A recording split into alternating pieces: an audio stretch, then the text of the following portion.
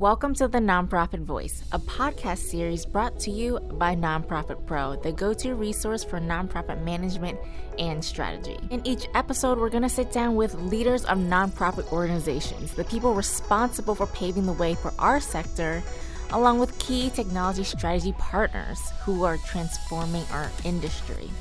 Here at the NonProfit Voice, we'll have refreshing conversations in which we will all learn more about the convergence of nonprofit and technology. Be sure to follow us on social media and visit our website to find more episodes of the NonProfit Voice. And you can download all of the NonProfit Voice episodes on iTunes, Google Play, or Spotify. We will have all the links down below. Hi everyone, welcome back to the NonProfit Voice. I'm Nhu Te, Editor-in-Chief of NonProfit Pro, and I'll be your host for today's episode. And today's episode is supported by Philadelphia Insurance Companies. Learn more at phly.com about their 30 years of providing customized insurance solutions that meet the unique needs of nonprofit and social service organizations. And as always, I'm so happy that you're here today. Thank you so much for joining me on today's podcast. And waiting on the line with me today is Kevin Duger. He's the Executive Vice President of Kendall Johnson. Hi, Kevin. Welcome to the show. How are you doing today? I'm doing great. Thank you for having me today. Awesome. Happy to hear it. So before we get started, please just take a moment and tell us a little bit more about yourself and about Kendall Johnson. Of course. So I am a Philadelphia suburb native. I went to high school at St. Joe's Prep. For anybody that's in this area and knows the school, St. Joe's University. And I accidentally got started in the insurance brokerage business in June of 2004, thanks to some folks that I met through my network at St. Joseph's University. It's been an incredible journey since I started at JKJ in 2004. The company is completely different today than it was then. And even going back to when the company was founded in 1959, it's a completely different company. Without going into great detail about all of the different historical facts of JKJ, one of the things that stands out the most is our sister or former predecessor company, the Johnson Companies, is the creator and the sponsor of the first 401k plan in the United States. And to this day, JKJ and our employees at JKJ retain the first 401k plan that was created in the U.S. Oh, that's so cool. Yeah. And I didn't know you were a St. Joe's graduate. I grew up in Delaware, and I moved to Philly in 2017, I think the end of 2017. And I lived on City Line, so I was right next to St. Joe's, and the campus is absolutely beautiful. It is. There's a lot of people in the insurance industry, not just in the Philadelphia region, that are graduates of St. Joe's, but obviously all across the area. But it's an incredible school that's done a lot over the last even the last decade. It's transformed from what it used to be. Oh, for sure. It's a very reputable school in Philly, and that's really interesting to know. All right, great. So, as Kevin is the expert on the topic, I've asked him to join me today to talk about insurance agent relationships with nonprofits. We're going to talk about the role of insurance. We're talking about the role of insurance agents, how they can better support nonprofits, how to better build relationships with them, and much more. So let's get into my first question. Kevin, so, let's just start with the basics here. What is I can't say this word today for some reason. What is an insurance agent's primary role with nonprofits? I think the role has evolved since I started in the industry in 2004. But in its simplest form, it's to be an advocate for and a champion for that nonprofit that we represent. That advocacy and being a champion for those companies takes a lot of different. There's a lot of different forms that it can take. There's a lot of different people that participate in that effort.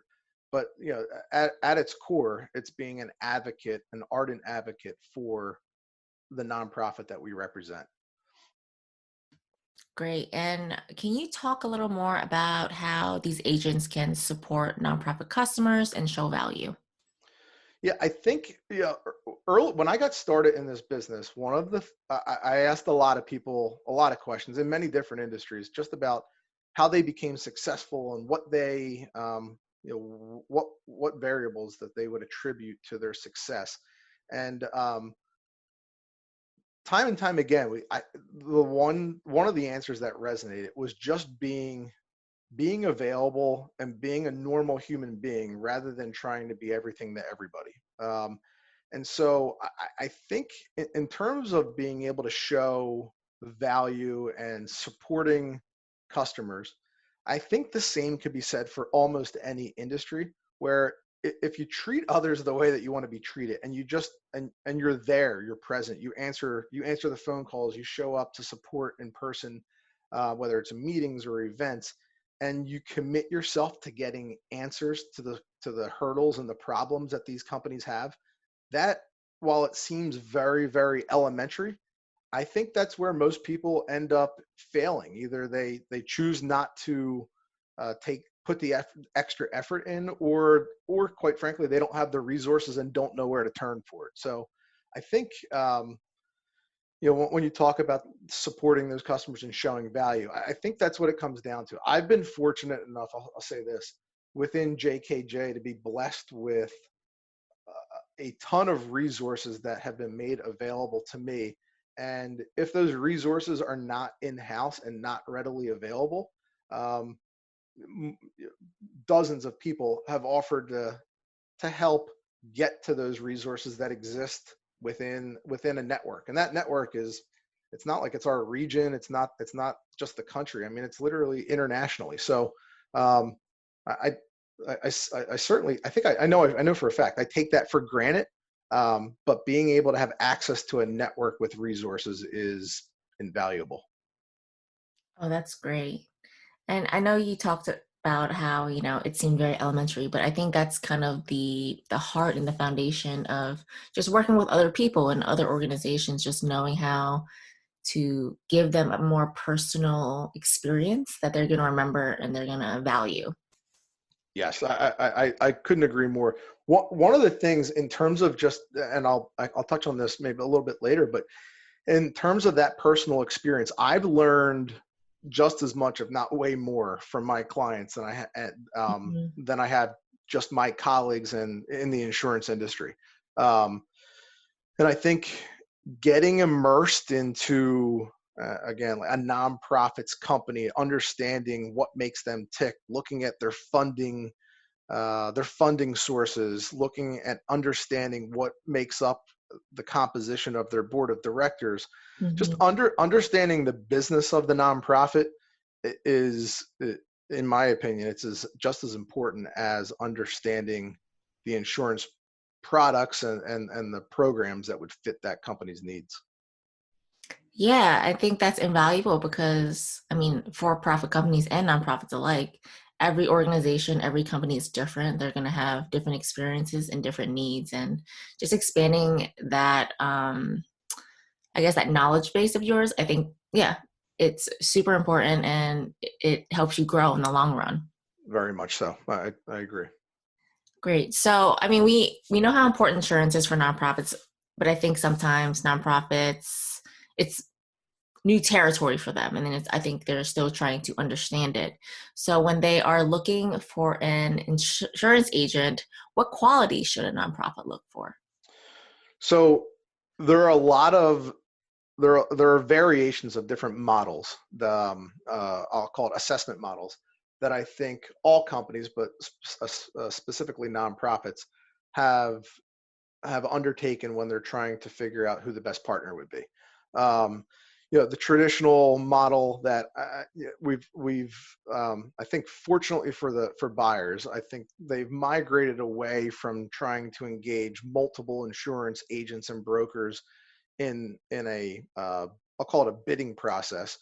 And most sophisticated nonprofits have moved towards identifying who their insurance agent or broker is going to be prior to starting any type of representation process.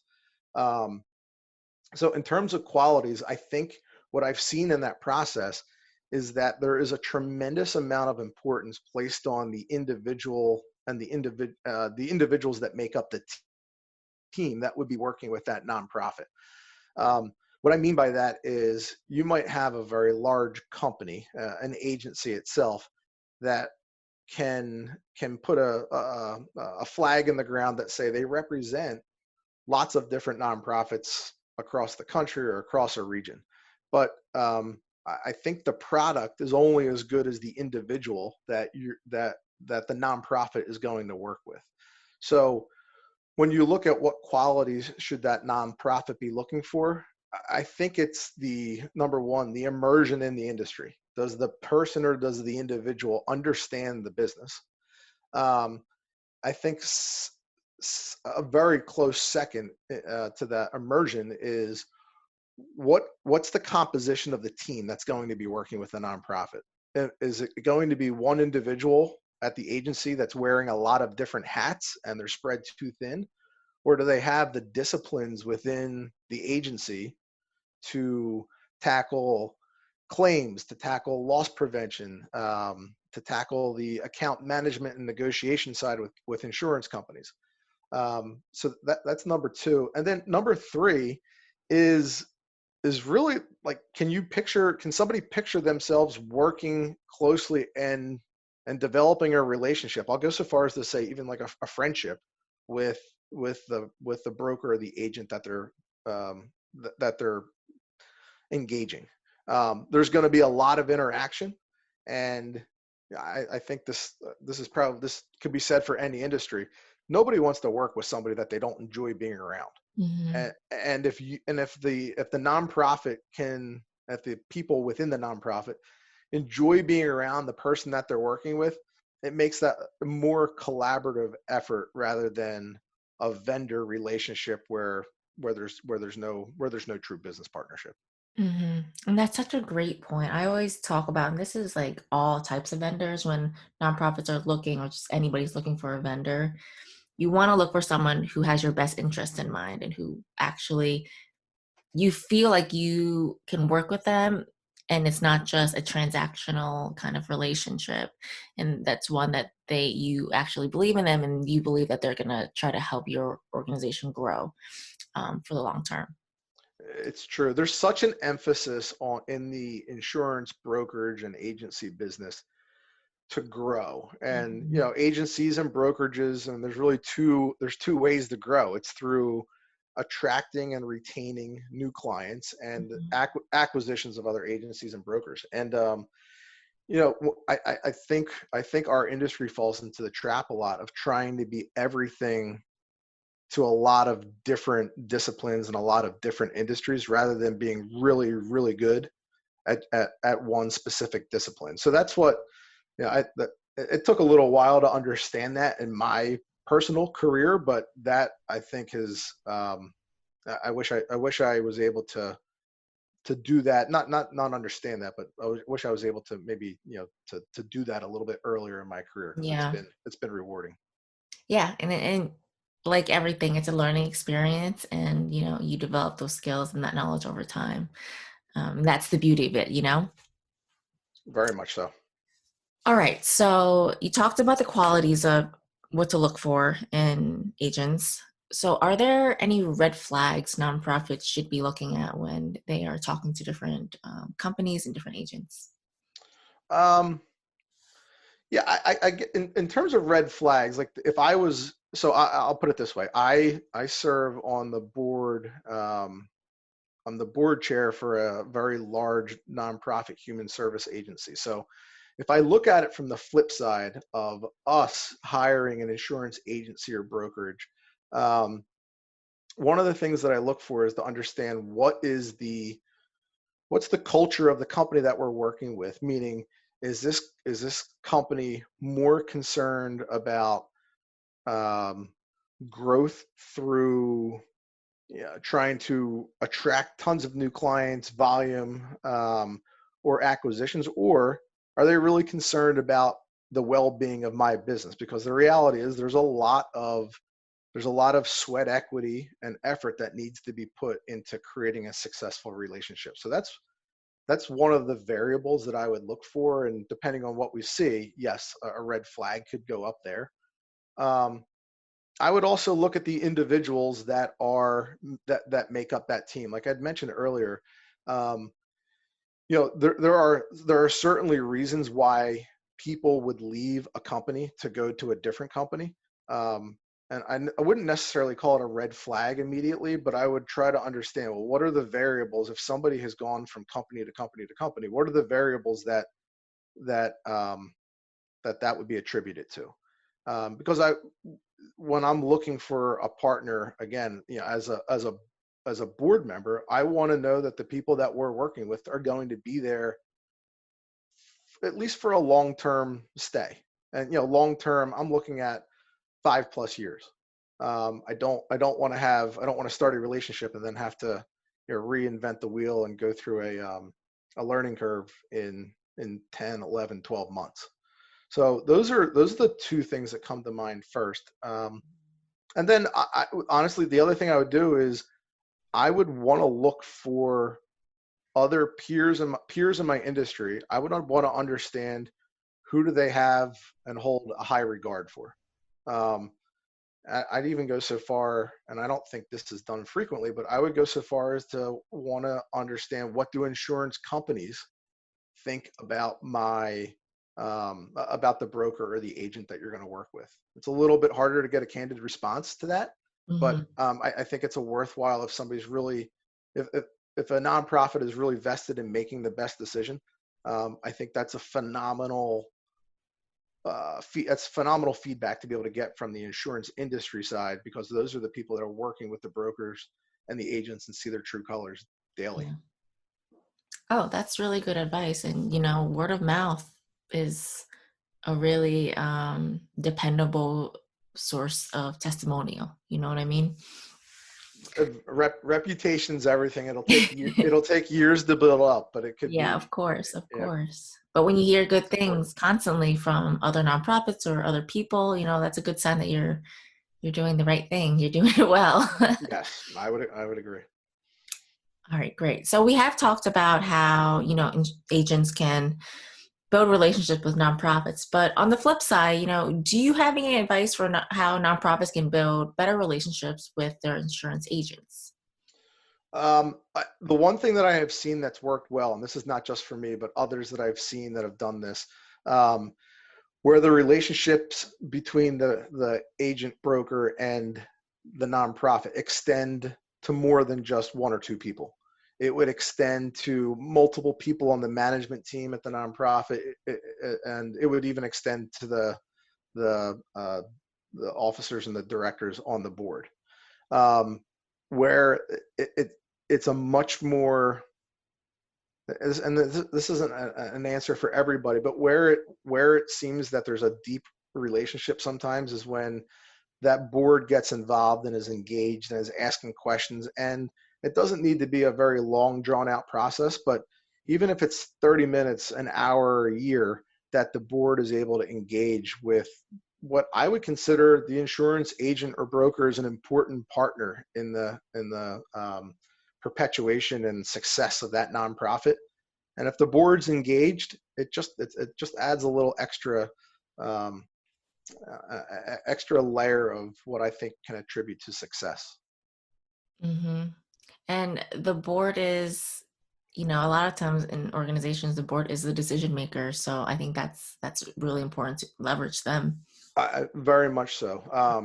The other aspect of this too is there's a lot of interaction daily and weekly between the agency and a nonprofit, but when the nonprofit is able to engage with that business partner of theirs on a larger level, right? And I know in today's day and age, everybody's probably a little tired of webinars and Hmm. conference calls and things of that nature. But in reality, if you're able to be with other peer groups and you're able to see how that agency or broker um, brings value to a larger group of people and creates a platform for networking, Yeah, I think it's a way to create a deeper, more successful relationship.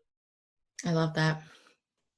All right, great. So I'd be remiss if I didn't talk a little bit more about just insurance in general. So I have one question here for you. Are there any emerging risks right now that nonprofits face where they should be considering other insurance protection? And if so, what other coverages should they invest in? Well, yeah, it's a tough question because there's a lot of products out there. And I'll use this example because we're still living it now. Mm-hmm. Coming out of this pandemic that we're in right now, just over the last few months, there's been different products that have been created, not necessarily for the nonprofit industry, but or other industries that are more specific to event cancellation due to, I'll call it pandemics, just to keep it very general. But something that a lot of nonprofits, I think the sophisticated or the ones that have a good infrastructure understand this right now, but the evolution of the risks that revolve around cyber liability and the protection of your IT infrastructure, it's only going to be getting more complicated. And I hate to use the word scary, but that's the reality. Mm-hmm. Um, these and I'll refer to these folks as the hackers and the bad actors that are behind the scenes.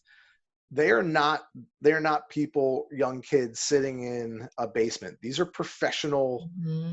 people that understand how to manipulate and take advantage of weak security protocols. And so nonprofits, despite the fact that, I think every nonprofit, if there was 100 in a room, they would all say that their mission is valuable and that they're serving other people. These hackers and the bad actors, they don't discriminate between companies that have a good human mission and others that might be a little bit different.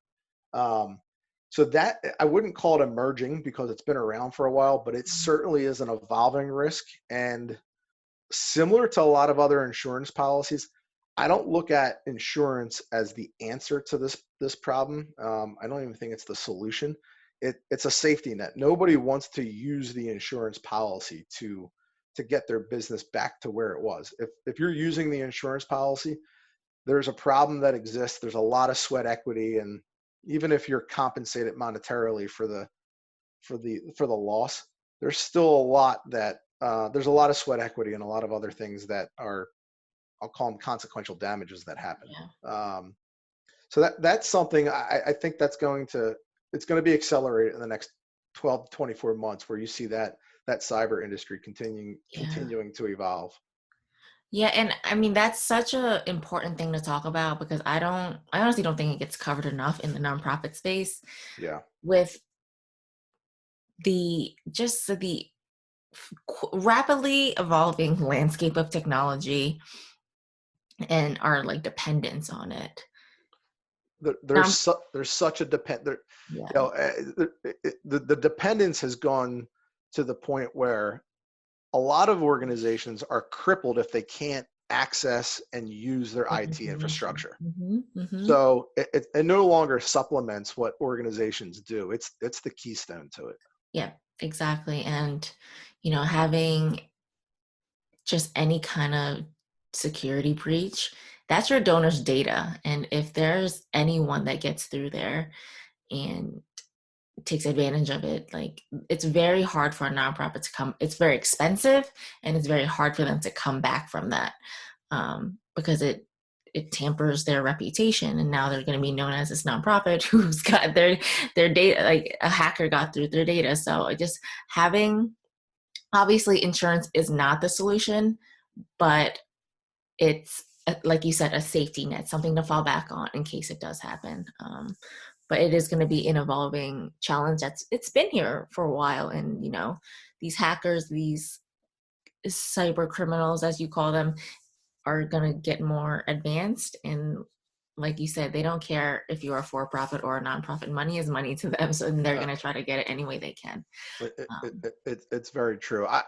We kind of look at it, and I would say this, like from a cyber standpoint, I'd like to see, and the industry's already going there, but I would like to see the cyber insurance marketplace continue to evolve, where it becomes cyber insurance almost as a service to helping Mm-hmm. protect and help secure the IT infrastructures of the clients that they work with, Mm-hmm. rather than just be be that safety net when something does happen. And a lot of companies have kind of taken that proactive approach to say, we're going to help you get there. We don't want you to have a loss. We will charge you a premium to have the insurance, Mm-hmm. but we're going to offer you a variety of services or a suite of services that will allow you to protect your data. Oh, I love that. And I think especially with the pandemic and how heavily just everyone relied on technology and being online, I think that trend is going to continue to grow to a point where these services are needed now. It'll be exacerbated over the next 12 to 24 months. Yeah. All right, great. So we talked about a lot today, Kevin, and this is a question I ask everyone who comes to the show, and it can be hard to answer because,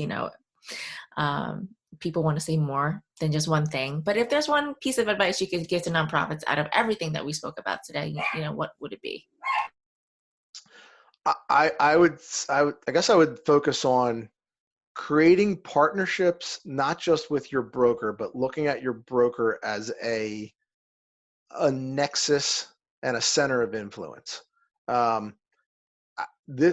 For me, I've been fortunate enough to meet a lot of people that have become great centers of influence for me, and I attempt to and try to spend a lot of my time being that center of influence or nexus for other people. And because I do a lot of work in the nonprofit world, I'm trying to constantly connect my clients or even just companies that I don't work with, and but I know them because I'm in the industry, trying to connect them with other good people because I've seen other positive consequences happen from these good connections. So that would be my advice. Don't if you're choosing an insurance agency or a brokerage, don't do it with blinders on.